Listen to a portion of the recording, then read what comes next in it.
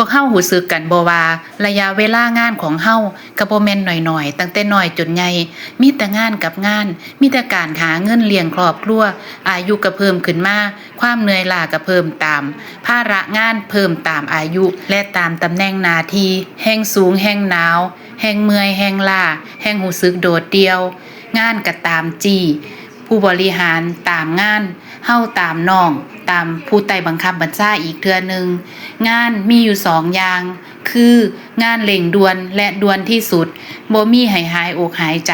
บางเทื่อเฮาก็ท้อแท้อยู่เด้เหนื่อยที่สุดและเหนื่อยมากๆบางเทื่อไฟเฮาก็มอด